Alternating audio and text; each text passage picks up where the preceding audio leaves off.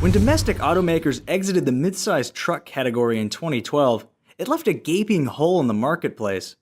Since then, the Toyota Tacoma has carried on virtually uncontested, until now.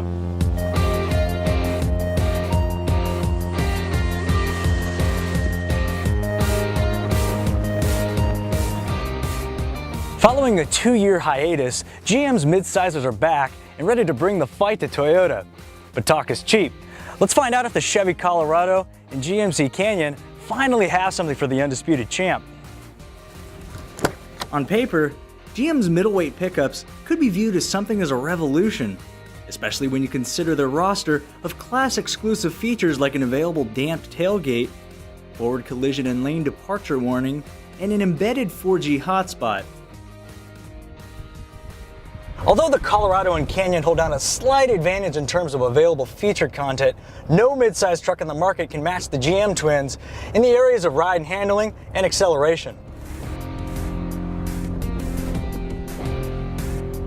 A trio of modern engines comprised of a direct-injected 2.5-liter 4-cylinder, 3.6-liter V6, and 2.8-liter 4-cylinder turbo diesel team with a standard 6-speed manual transmission or optional 6-speed automatic to form the most extensive powertrain lineup in the segment.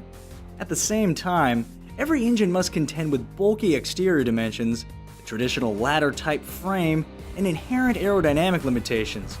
The result is fuel economy scores of around 22 mpg combined in both 4-cylinder and V6 models. Not to add insult to injury, but the Ford F-150 fitted with the 2.7-liter EcoBoost engine achieved 26.3 mpg on the highway during a recent road test.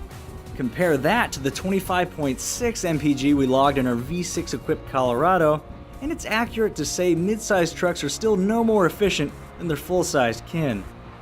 Full disclosure, the Duramax diesel was not available for assessment at the time of this publishing.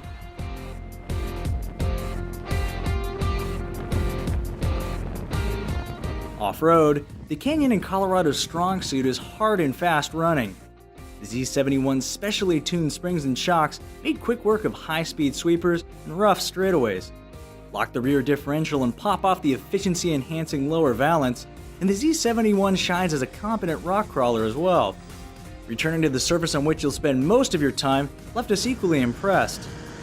The cabin is as quiet, if not quieter than many modern passenger cars like the Honda Accord or Toyota Camry, while the supremely compliant ride and well-calibrated steering combine to produce a driving experience that would give some crossover SUVs a run for their money. Okay, perhaps that last bit was a gross exaggeration, but GM's midsizers do ride considerably better than the aging Nissan Frontier and Toyota Tacoma. In confined urban settings, however, tidier exterior measurements make the Frontier and Tacoma easier to park and maneuver, but the Colorado and Canyon counter once again when it comes to cargo access.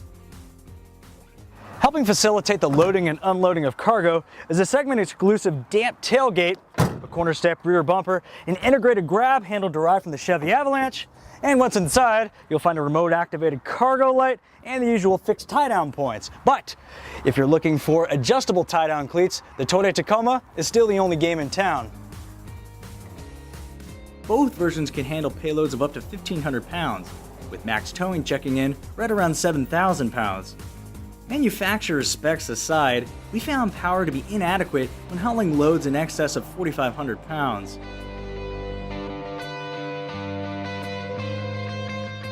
By now it's clear the Colorado and Canyon are effectively indistinguishable in terms of mechanicals and capacities. But for our money, the GMC is the superior choice, and here's why. The Canyon replaces the Colorado's hard plastics, firm armrests, and coarse seating fabric with a soft-touch dash, densely padded armrests, and higher quality upholstery for about the same amount of money. If you're a die-hard Chevy fan who could care less about interior comfort, forget we said anything. A sore point affecting both models involves missed opportunities. For starters, the driver's seat adjusts only 6 ways, meaning shorter drivers are forced to deal with a completely flat seat bottom in the raised position. GM also could have dipped into its existing parts bin to incorporate passive entry with push-button start in lieu of a conventional ignition system. Even so, Blowing $38,000 on a fully optioned Colorado LT or Canyon SLT gets you other premium goodies like an 8-inch touchscreen with navigation, a 7-speaker Bose audio system, 4 USB ports, heated front seats, automatic climate control, OnStar safety telematics, and an easy lift and lower tailgate. For under $22,000, base extended cab versions include a backup camera, automatic headlight control, front bucket seats, 6 airbags, and a 6-speaker audio system linked to a 4.2-inch display. Those looking for a serviceable rear seat will need to toss in an extra $4,800 for a crew cab paired with a 5'2" short box. Expect to pay an additional $1,900 for the standard 6'2" cargo bed. When it comes time to sell, the Colorado and Canyon currently maintain significantly lower residuals than that of the class-leading Tacoma, due in large part to a questionable history for liability and build quality.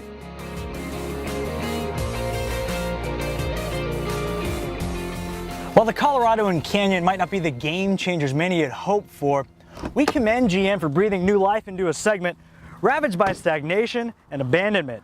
And for the first time in nearly a decade, the Toyota Tacoma has a fight on its hands.